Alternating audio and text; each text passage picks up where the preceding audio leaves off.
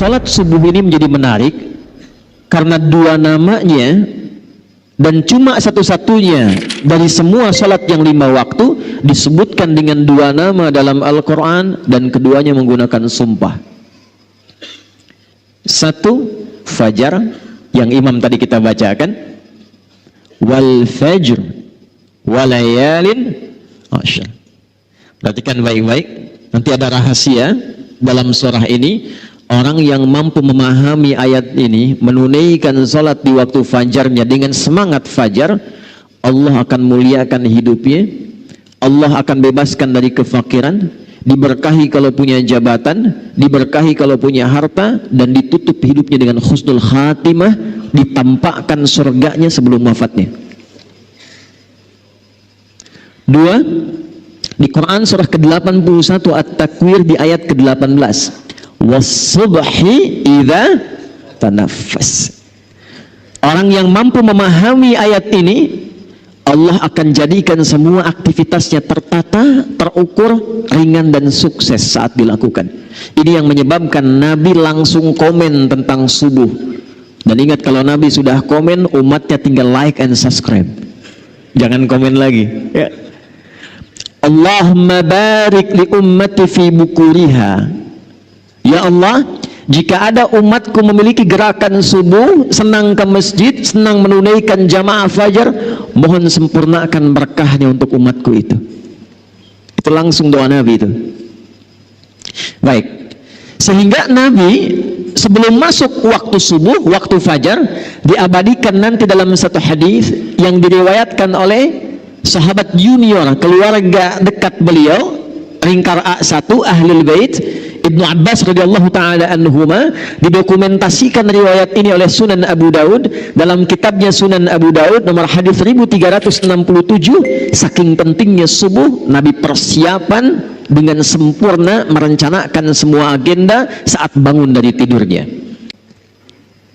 Nah, karena itulah kemudian ketika Allah berfirman dengan sumpah di Quran surah ke-81 At-Takwir ayat ke-18, was-subhi idza tanaffas, dan aku bersumpah demi waktu subuh yang aku bentangkan keberkahannya. Perhatikan cara menerjemahkannya langsung dengan tafsir, idza tanaffas, ketika tiba waktu subuh itu, maka siapkan agenda terbaikmu bersamaan dengan nafas pertama yang aku anugerahkan kepadamu saat bangun itu.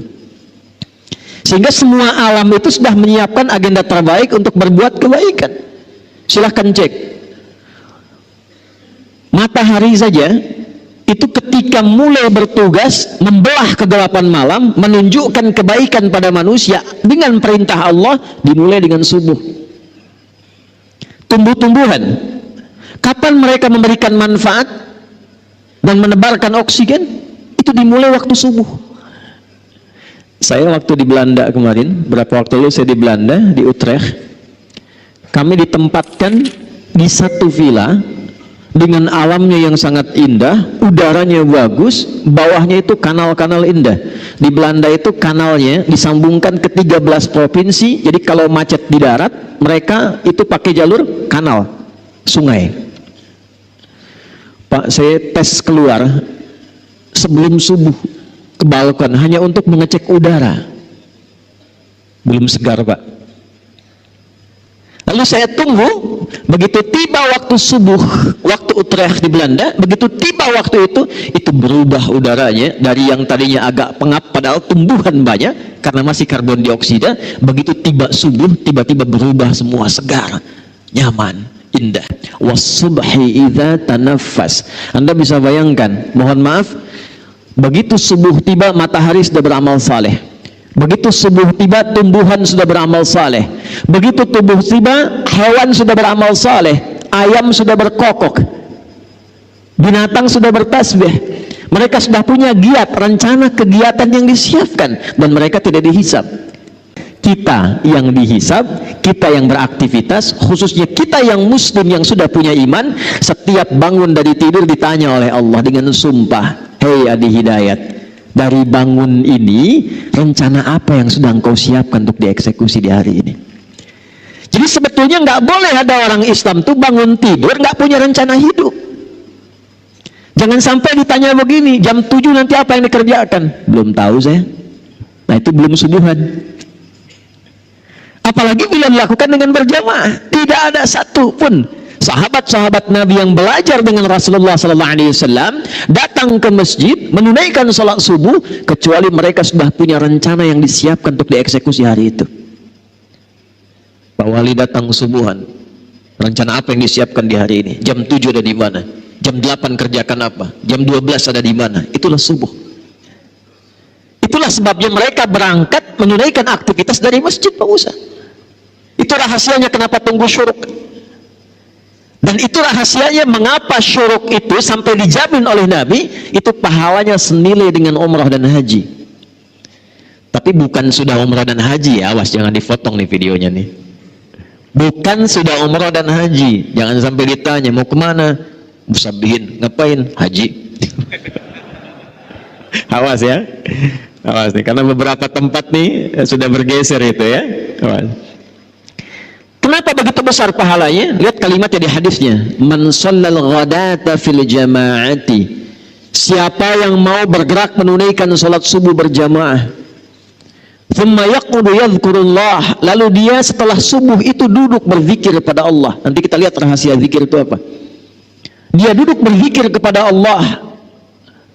Thumma yusalli rak'ataini. Kemudian dia menunaikan salat 2 rakaat fi bidayatid duha.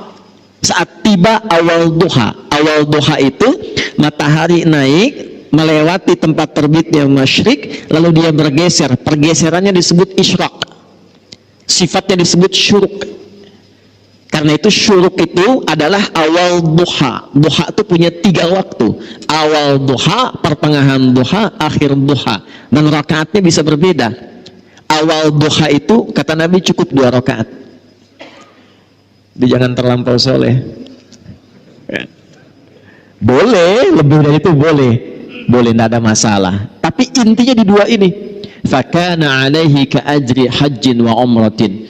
Kalau ada orang sholat subuh, lalu setelah itu dia berzikir, duduk, kemudian dia tiba waktu syuruk sholat 2 rakaat, itu baru bangun mau berangkat beraktivitas, dituliskan oleh malaikat, diperintahkan oleh Allah, tuliskan dia punya pahala senilai haji dan umrah.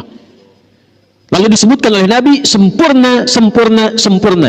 Kalau ada kata sempurna, sempurna, artinya masih ada nanti umat yang bertanya, masa sih? Ditegaskan di akhir kalimat, Nabi sudah tahu itu. Mungkin ada yang bertanya, masa iya sih dapat haji dan umrah pahalanya? Maka Nabi sebelum ditanya, sebelum orang meragukan, kata Nabi sempurna, sempurna, sempurna. Jangan pernah ragu. Pertanyaannya, zikir apa yang disiapkan dari subuh ke syuruk itu? Itulah jawaban yang didapatkan di Sunan Abu Daud nomor hadis 1367. Imam Abu Daud nama aslinya Sulaiman dari Sijistan, dikenal dengan Sulaiman As-Sijistani. Tapi cintanya kepada hadis begitu luar biasa. Sampai hafal banyak hadis, lisannya begitu lunak membacakan hadis, bukan hanya sanad, matan, tapi statusnya. Jadi kalau ditanya, ya imam, ini hadis apa? Ini statusnya begini, ini sahih, ini dhaif, yang ini mungkar, yang ini matruk, ini maudhu, ini statusnya begini. Saking ringannya lisannya menyebutkan hadis, para ulama komen. Di antara yang komen itu Al-Imam Ibnul Qayyim Al-Jauziyah, jika ada Nabi Daud mudah melunakkan besi dengan tangannya, maka ini Abu Daud ringan melunakkan hadis dengan lisannya. Jadi bukan sekedar kunyah untuk keturunan Abu Daud ini, tapi juga memberikan kesan begitu cinta, senang kepada hadis, diberikan anugerah oleh Allah ringan dalam menilai dan menyebutkan hadis. Di antara sekian hadis yang beliau dokumentasikan dalam kitabnya Sunan, cepat nomor hadis 1367, diriwayatkan langsung oleh keponakan Nabi SAW, anaknya paman beliau. Nabi punya paman, salah satunya Abbas radhiyallahu taala anhu, beda usia dengan Rasulullah itu kurang lebih 3 tahun, tempat tinggalnya dekat dengan Nabi di samping Babu Salam. Perhatikan kalimatnya. Kana Nabi sallallahu alaihi wasallam, adalah kebiasaan Nabi sallallahu alaihi wasallam jika bangun di malam hari sebagai persiapan subuhnya. fajalasa, duduk dulu. Kata Ibnu Abbas tuh kalau beliau tuh bangun tengah malam lebih sedikit atau pas atau kurang sedikit. Saya konversikan ke waktu Indonesia, kurang lebih patokannya jam 2 lah. Lewat sedikit, mungkin 2/4, setengah 3, atau kurang sedikit setengah 2. Itu kebiasaan Nabi bangun. Jadi saking pentingnya subuh, disiapkannya oleh Rasulullah bangunnya sebelum subuh. Saking pentingnya subuh. Dan jadi kebiasaan, kata Ibnu Abbas. Apa yang dilakukan oleh Nabi? Maka saat bangun itu beliau duduk dulu. Ini sunnah. Jadi bukan bangun langsung baca doa, bukan. Ya, bangun tuh duduk dulu. Dalam duduk itulah dibiarkan dulu darah mengalir, tenang dulu. Yang kedua, famasaha biyadihi min athari naumi. Beliau kemudian menggunakan bagian tangannya yang bersih untuk menghilangkan bekas kantuknya. Hilangkan dulu ngantuknya. Ya, jadi bukan bangun tidur langsung baca doa, tidak. Doa itu bagusnya dibacakan dalam keadaan sadar dan khusyuk. Bangun jam 2, ngantuk masih ada. Alhamdulillah nih. Ayo nah, sadar jam 6. Sadar dulu. Karena doa itu ketika dipanjatkan dalam keadaan sadar, diiringi dengan hati yang khusyuk, seketika jawaban muncul. Minimal ada getaran hati, ada ketenangan, konfirmasi dalam jiwa kita. Maka apa yang terjadi? Baru kemudian setelah sadar, hilang ngantuknya, ini yang pertama dilakukan. Kita kombinasikan dengan hadis Al-Bukhari dari dua orang sahabat, Mu'adz bin Jabal dan Jundub bin Junadah radhiyallahu ta'ala anhuma. Faqara'a, maka baru Nabi membaca doa. Perhatikan doanya. Alhamdulillahilladzi ahyana ba'dama amatana wa ilaihin. Pertanyaan saya, paham nggak maknanya apa doa itu? Ini sebetulnya komitmen awal kita menjalani hidup. Alhamdulillahilladzi ahyana. Ya Allah, terima kasih. Hamba memujimu dan bersyukur padamu yang telah memberi kesempatan hamba hidup di hari ini. Walaupun engkau bisa wafatkan hamba dalam tidur tadi, namun engkau perkenankan sesuai dengan ajal yang telah engkau tetapkan. Terima kasih ya Allah, diberikan kesempatan hidup lagi di hari ini. Alhamdulillahilladzi ahyana ba'dama amatana. Ini kuncinya. Wa ilaihin nusyur. Hamba berjanji ya Allah, hari ini akan mencari bekal terbaik dalam hidup supaya siap saat pulang. Jadi nusyur itu artinya menyebar untuk pulang. Kita saat mengatakan wa ilaihin nusyur, kita berkeyakinan selama ini beraktivitas, satu saat pasti pulang. Itu saat kembali kepada Allah. Pertanyaannya, apakah setiap yang pulang itu sudah menyiapkan bekal untuk pulangnya? Karena sifat pulang itu, Pak, Bu, itu punya sifat senang. Ya, Bapak Ibu di Jakarta menjelang Lebaran, mau akhir Ramadan, pulang kampung senang tidak? Pulang ketemu keluarga senang tidak? Senang. Senang itu pulang kalau ada bekal. Saya tanya ada orang, kenapa tak pulang? Saya tak ada bekal Ustaz, katanya. Tapi kalau dia sudah punya bekal, walaupun cuma pakai motornya bebek, itu bekalnya jadi singa tuh. Belakang kasih pelepah pisang, tambah lagi kemudian bacaan dus 1, dus 2, dus 3. Di belakang dekat knalpot dia tuliskan, aku pulang sayang. Dan di rumah dia kabari, ini miniatur kehidupan. Di rumah dia kabari, aku pulang nih, abang pulang, katanya. Dan yang di rumah itu bisa menyiapkan bekal yang tadi telah disiapkan untuk datang, diganti dengan semua persiapan yang indah. Rumah dicat, kue-kue disiapkan, yang tidak ada jadi ada, dan cuma ada di Indonesia. Mohon maaf, itu kalengnya kaleng biskuit, isinya bisa rangginang. Saya tidak sebut nama supaya tidak endorse itu ya. Nah itu miniasi dunia, makanya disebut Id. Id itu pulang. Innallaha la yukhliful mi'ad. Mi'ad itu waktu pulang. Tempat pulang disebut ma'ad. Innalladzi farada 'alaikal Qur'ana laradduka ila ma'ad. Hei engkau yang sibuk, hei yang punya jabatan, hei yang punya kekayaan, hei yang merasa pintar, hei yang ini, hei yang itu, silahkan kau kerjakan apapun dalam hidupmu, tapi engkau pasti pulang. Quran surah 39 ayat 30, innaka mayyitun wa innahum mayyitun. Muhammad, engkau akan pulang dan umatmu pun semua akan pulang. Nah, ini mayit nih. Saya juga mayit, calon meninggal. Ya, antum mayit nih. Meninggal tuh. Meninggal. Waktunya bisa beda-beda, bisa antum duluan, saya belakangan bisa. Atau dibalik bisa terjadi, saya belakangan antum duluan bisa. Bisa. Kan mungkin saja terjadi ya. Ya. Balik tuh. Apa yang Nabi siapkan supaya kita beraktivitas menjelang pulang? Itulah yang Nabi bacakan, faqara khawatim surah Ali Imran. Ini persiapan sebelum subuh. Di sini kita akan fokuskan bahasan kita. Maka Nabi menunjukkan, siapkan bekal dari 11 ayat terakhir surah Ali Imran. Itu kunci menjalani semua aktivitas hidup setiap hari. Saking pentingnya ayat ini dibacakan setiap hari oleh Nabi saat bangun tidur dan disiapkan untuk dieksekusi setelah keluar dari masjid sholat subuh. Inna fi khalqis samawati wal ardi wa ikhtilafil laili wan nahari la ayatil liulil albab. Fokus. Alladzina yadhkuruna Allaha qiyaman wa qu'udan wa ala junubihim. Masih ingat tadi setelah sholat subuh zikir menunggu syuruk kan?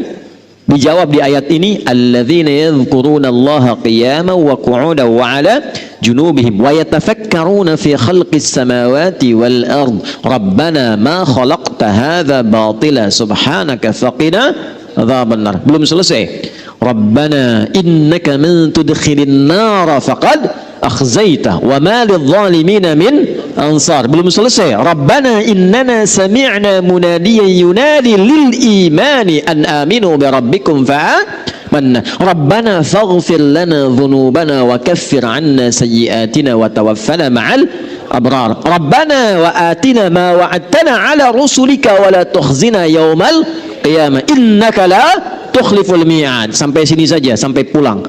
Ini saking pentingnya kita bacakan 17 kali dalam sehari. Di setiap waktu sholat fardu. Jadi gambaran kurikulum hidup ini yang kita kerjakan setiap hari, kita minta sama Allah dijaga istiqamah 17 kali dalam sehari. Anda bayangkan. 1. Inna fi khalqis samawati wal ardi wa ikhtilafil laili wan nahari la ayatil liulil albab. Saya cepat terjemahkan langsung dengan tafsir. Orang cerdas itu, orang pintar itu, orang yang paham esensi sesuatu, dia tidak akan hanya menikmati hidup, menatap langit dan menjalani kehidupan di bumi saja. Lihat langit indah, jalan-jalan, nikmati aktivitas di bumi, tidak. Orang cerdas, orang pintar yang tahu inti kehidupan itu, inti sesuatu itu disebut lub namanya. Tahu kelapa? Ini Pak Wali itu, Pak Ijek, Pak Bobi, kemarin saya makan satu tempat di sini ada kelapa, tapi kelapanya Thailand. Kenapa nggak ada kelapa Medan? Ya, saya makan di Medan, kelapanya kelapa dari Thailand. Nanti ada hadis Nabi di ujung saya ingatkan tentang kondisi masa depan yang perkembangan teknologi semakin cepat. Supaya nggak lompat-lompat saya urutkan dulu.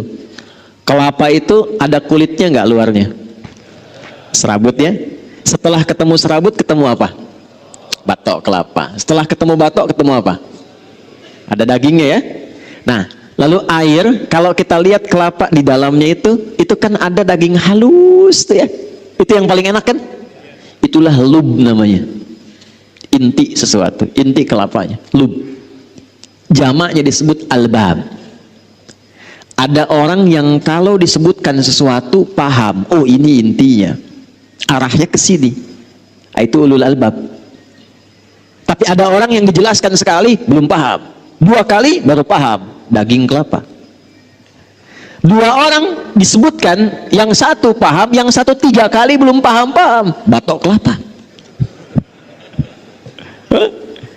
Disebutkan sesuatu diarahkan, berjam-jam diberi arahan, nggak mau paham, serabut tuh namanya. Dan biasanya yang sering kejebak dengan serabut kelapa itu monyet. Coba lihat monyet tuh, sering kejebak dengan sabut kelapa.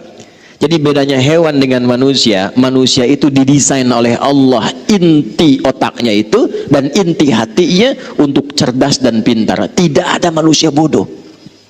Cuma di lagu ada band yang bandnya sudah nggak ada. Nggak ada manusia bodoh. Semua manusia diciptakan Allah pintar. Nah, tingkat tertinggi yang pintar itu disebut oleh Al-Quran dengan ulul albab. Siapa ulul albab ini? Tingkat tertingginya yang paham tugas dia dalam menunaikan kehidupan di bumi untuk pulang ke akhirat. Jadi kalau cuma mengumpulkan harta, berangkat gelap, pulang gelap, harta banyak, akhir pekan liburan, tunjukkan, bikin status, maaf, itu belum ulul albab, itu baru batok kelapa. Karena jahiliyah pun banyak begitu. Kalau cuma berebut untuk dapat kedudukan, berebut sampai naik tingkat tertinggi, bangga dengan itu, pasang baligo besar-besar hanya untuk mendapat kedudukan, bukan untuk menggunakannya pada yang baik, itu baru batok kelapa. Karena jahiliyah itu banyak mengerjakan demikian. Ketika Al-Quran turun dan ingin merubah orang-orang Islam jadi orang pintar, orang bermanfaat, orang berbahagia, orang sukses, maka turun ayat. Orang pintar itu orang yang paham esensi kehidupan, untuk apa dia ada di dunia dan bagaimana dia cara pulang meninggalkan dunia. Maka apa yang dia lakukan? Alladzina yadhkurunallah. Maka dia berkonsultasi tersambung kepada pencipta langit dan bumi. Ya Allah, kenapa saya diciptakan? Apa tugas saya? Untuk apa saya menjalani kehidupan di bumi ini?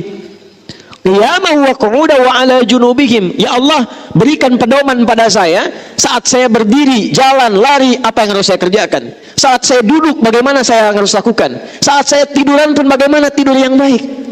Karena itu Anda tidak akan pernah temukan pedoman yang lengkap dari berdiri sampai tidur, bahkan caranya dan doanya, kecuali dalam Islam. Coba saya tanya ya, bangun tidur ada doanya nggak? Ada caranya? Mau tidur ada doanya nggak? Ada caranya? Ada. Pertanyaan saya, cara bangun tidur dengan cara akan tidur sama tidak? Doa bangun tidur dengan doa mau tidur sama tidak? Doa itu bukan sekedar menjadikan aktivitas jadi ibadah, tapi isinya petunjuk bagaimana menjalani aktivitas itu. Nah, sebelum kita mengeksekusi itu, wa yatafakkaruna fi khalqis samawati wal ardh. Siapkan tafakkur. Apa itu tafakkur? Tafakkur itu merencanakan dengan pikiran kita, menyiapkan agenda yang terstruktur, dibimbing oleh akal kita. Mau dikerjakan apa, berdiri, duduk, dan tiduran di hari itu. Susun agenda. Mau bangun jam berapa? Pagi ada di mana? Siang mengerjakan apa? Malam mau istirahat jam berapa? Orang pintar itu dia susun agendanya, bagaimana saat ia kerjakan ini tersusun dengan rapi, lalu kemudian dia niatkan pekerjaan itu untuk mencari bekal pulang. Itulah ulul albab. Ya, ada pedagang pengusaha di sini. Saya mau tanya, Anda usaha itu untuk apa? Hah? Dapat harta. Bagus, memang betul begitu. Nggak usah takut ya. Kalau sudah dapat harta mau apa? Kayak umroh, boleh, nggak apa-apa. Lihat baik-baik nih, lihat baik-baik. Kalau cuma kita mencari harta untuk kebutuhan dunia, itu umum, sah-sah saja. Dan di Quran ada ayatnya, Al-Baqarah ayat 200. Wa minan nasi may yaqulu rabbana atina fid dunya. Bukan, kalau belum hafal diam dulu. Wa ma lahu fil akhirati min khalaq. Ada orang-orang itu yang hidupnya lelah dia untuk mencari dunia, untuk dunia aja, tapi akhirat gak dapat apa-apa. Nah, yang ideal itu ada orang yang dunianya dia bahagia, akhiratnya pun dia mulia. Dunia sukses, kaya, punya kedudukan, ilmu luas, luar biasa. Akhiratnya pun luar biasa, juara dia. Itulah ayat 201 yang sering kita hadirkan dalam doa. Wa minhum may yaqulu rabbana atina fid dunya wa fil akhirati hasanah wa qina. Sukses dia, bahagia dia.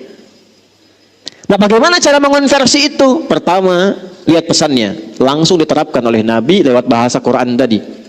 Was-subhi idza tanaffas. Kalau sudah menjelang subuh, malam-malam tuh siapkan dulu apa rencana besok. Karena itu Nabi itu sebelum tidur, itu yang dilakukan evaluasi dulu. Tadi kerjakan apa seharian ini? Oh iya, saya ke masjid misalnya, jamaah 5 kali jamaah nggak? Ke masjid nggak? Baca Quran nggak? Besok saya siapkan. Kalau tadi 3 kali saya ke masjid, besok 5 kali saya ke masjid. Siapkan. Masjid pertama Al-Musabbihin, masjid kedua A, masjid ketiga B, masjid ketiga, terus sampai dengan Isya. Jamaahnya di mana? Pekerjaannya apa? Ukur semua. Siapkan. Begitu sudah siap, begitu sudah baik, itulah yang disebut dengan tafakkur. Wa yatafakkaruna fi khalqis samawati wal ardh. Rabbana ma khalaqta hadza batila. Kalau semua orang begitu, nggak sia-sia pekerjaannya. Ya, maaf, silahkan, kata Allah silahkan. Anda tugasnya di udara, yang pilot, ada pramugari, ada macam-macam, nggak dilarang jadi pilot, silahkan. Jadi astronot silahkan. Yang penting itu jadi pilot yang terukur, jadi astronot yang punya rencana yang baik. Siapkan dari sekarang. Anda tugas di lautan, silahkan. Ada nelayan misalnya, ada bakamla jaga, silahkan. Tapi siapkan apa yang harus Anda lakukan saat akan berangkat ke lautan, itu punya rencana yang jelas. Di daratan juga demikian. Setelah itu, ini yang hebat. Ini yang hebat. Iringi semua kegiatan itu dengan persiapan sampai akhirat. Satu, kata Allah, jangan sampai engkau berbuat maksiat dan kerusakan dalam pekerjaanmu, karena neraka itu lebih keras ancamannya dibandingkan dengan keadaan dunia. Rabbana innaka man tudkhilin nara faqad akhzaita. Susun rencana yang baik, niatkan ikhlas untuk kemanfaatan. Jangan sampai terancam dengan neraka. Apa diantaranya? Maaf, 2 sumbernya. Neraka itu cuma 2 sumbernya. 1 fahsya, 2 mungkar. Fahsya, keburukan yang diingkari oleh hati, sumbernya syahwat farj. Zina, selingkuh, LGBT, pornografi, porno aksi, kata-kata jorok, kotor, itu fahsya. Mungkar, keburukan yang diingkari oleh hati, sumbernya nafsu perut dan akal. Maaf, korupsi, saling berselisih, bikin hoax, saling mencela, saling menjatuhkan, merampok, membunuh, itu mungkar. Saya mau tanya pada Bapak Ibu sekalian, amalan apa yang oleh Allah disiapkan untuk membuat seseorang terjauh dari fahsya dan mungkar? Cuma sholat. Ada di Quran surah 29 ayat 45. Inna sholata tanha anil fahsya wal. Jadi standar sholat itu bisa merubah seorang jadi baik. Standar sholat yang paling pokok. Jadi kalau orang sholat pasti baik. Nah, karena sholat itu otomatis, kalau orang sudah sholat pasti dibaik. Sholat itu sifatnya taat, lawan taat maksiat. Tak ada orang sholat itu bermaksiat, tak ada. Ya. Orang jahiliyah itu dirubah menjadi khairul ummah itu dengan sholat. Itu standar, artinya standar biasa. Subuh itu standarnya lewat dari situ, melebihi standar. Kalau orang sholat subuh bukan cuman baik, tidak cukup jadi orang baik. Kalau ingin merubah sesuatu berkemajuan, jadi hebat, mencerahkan, jadi maju, jadi sukses, harus punya rencana. Kamu usaha apa rencananya? Strateginya apa? Kegiatannya apa? Buat rencana. Dari subuh itu punya rencana kehidupan. Kalau tugas untuk pribadi, untuk keluarga, anak saya nanti mau bagaimana ke depan? Siapa yang jadi ahli Quran? Siapa yang jadi ahli fisika? Siapa yang jadi dokter? Siapa yang jadi ahli fikih?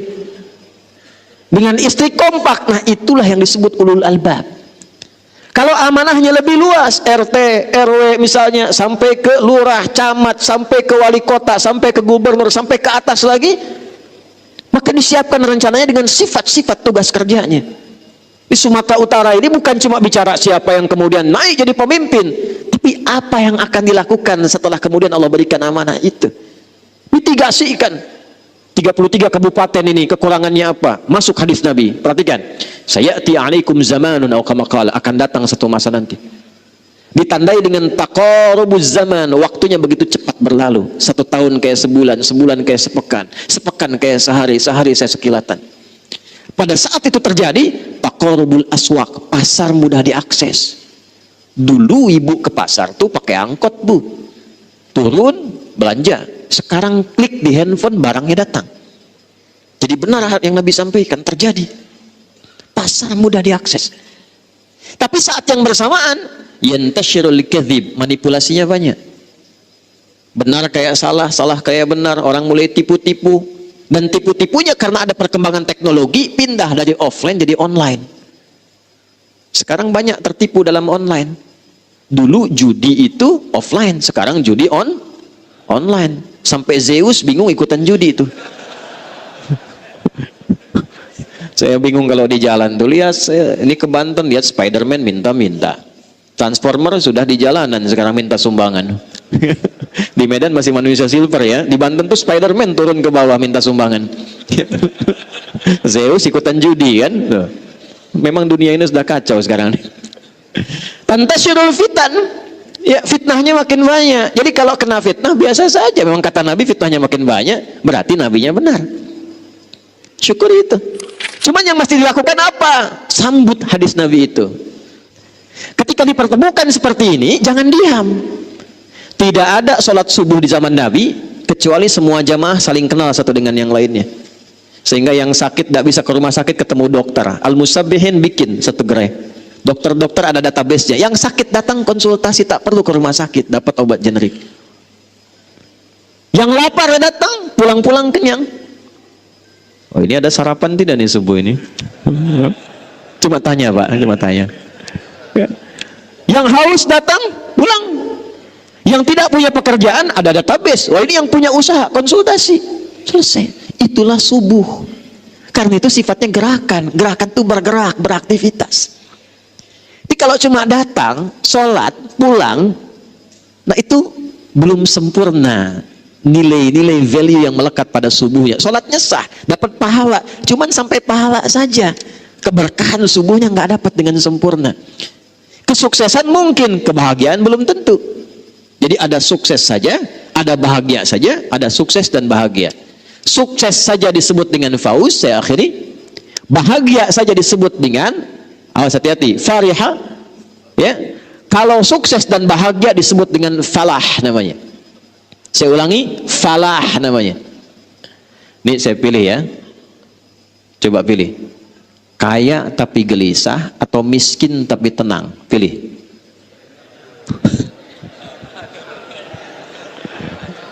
Kaya tapi ya sudahlah, terlihat mukanya begitu ya. Nah, kaya dan tenang itu namanya falah. Falah. Orangnya disebut muflih. Jamaknya disebut muflihun. Allah bersumpah langsung di Quran surah 23 ayat 1 dan 2. Qad aflahal mu'minun. Orang beriman itu pasti sukses dan bahagia. Apa amalan yang mengantarkan pada sukses dan bahagia itu? Ayat 2. Alladzina hum fi salatihim khashi'un. Kalau salatnya khusyuk, maka supaya khusyuk dipanggillah dia dengan kata falah dalam salat. Saat azan itu berkumandang, Anda tanya, kenapa saya mesti salat? Dijawab langsung oleh suara muadzin, hayya 'alas shalah. Kenapa saya mesti salat ya Allah? Jawab, hayya 'alal falah, supaya engkau sukses dan bahagia. Jadi sebetulnya motivasi salat itu bukan hanya menjadikan kita dapat pahala, supaya kita hidupnya sukses dan bahagia. Kalau kesuksesan itu diraih, kebahagiaan didapat karena kita ingat Allah, berpijak pada Allah, maka sadarlah kita akan keagungan Allah. Itulah yang menjadikan setelah hayya 'alal falah, ingat Allah lagi. Allahu akbar, Allahu akbar, la ilaha illallah. Tapi tidak semua orang yang sholat mendapatkan kesuksesan, kebahagiaan. Mengapa? Karena dia tidak mengambil hikmah dan pelajaran dari semua pedoman-pedoman terkait sholat itu. Anda kalau cuma datang ke masjid, sholat 2 rakaat dan pulang, tidak dapat hikmahnya. Tapi ketika Anda sebelum datang uraikan kegiatan hari ini. Saya mahasiswa di USU, mesti IPK-nya 4. Saat bersamaan saya menghafal Quran. Ya. Nah, saya tutup, saya akhiri. Siapkan rencana. Apa sifat kegiatan kita? Sebelum dieksekusi, datanglah kepada Allah untuk minta taufik dan petunjuk serta kemudahan.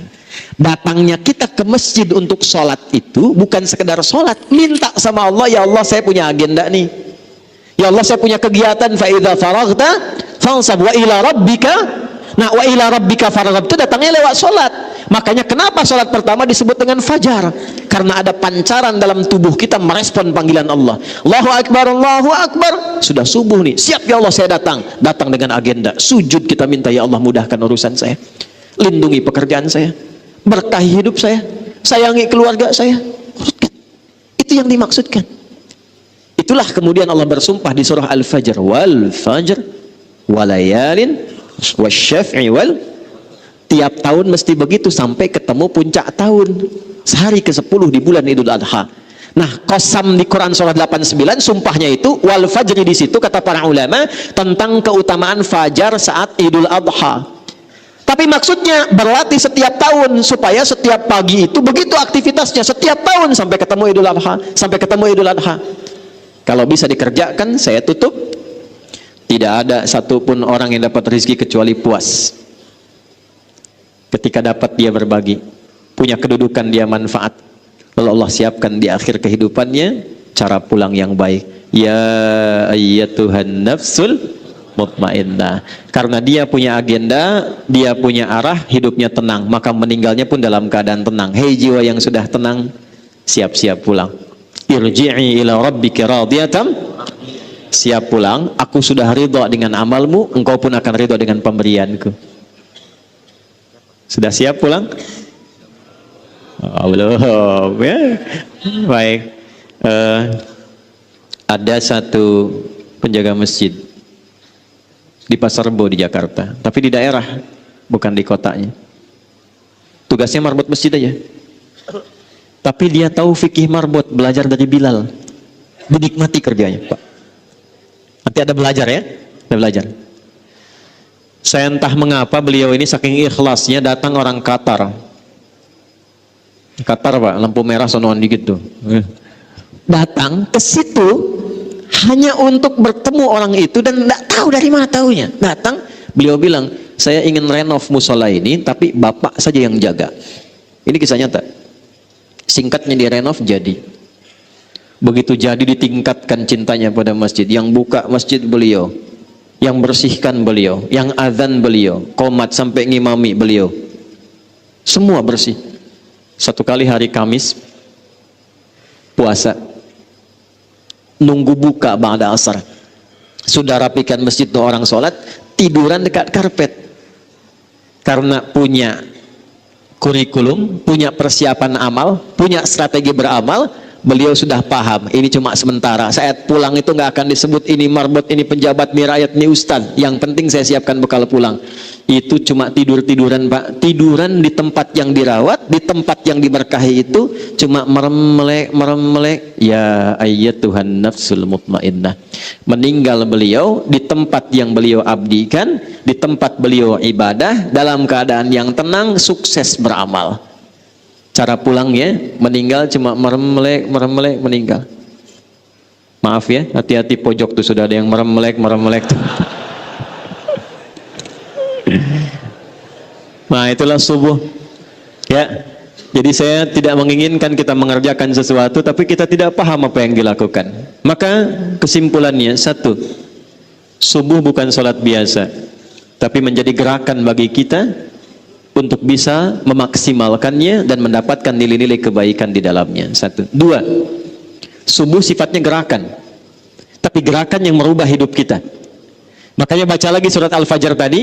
Maaf ya, yang tadinya buruk perilaku, yang nggak suka berbagi, yang jelek sifatnya, yang suka bertindak yang kotor dengan lingkungannya, itu ketika datang subuh berubah dia. Yang cari-cari harta sibuk sekarang berubah bagaimana bisa mengolah hartanya dengan baik. Ini datang subuh, jangan lihat banyaknya, tapi dari yang banyak ini saat pulang, siapa yang bisa menanamkan pada dirinya untuk berubah menjadi pribadi yang lebih baik. Dua.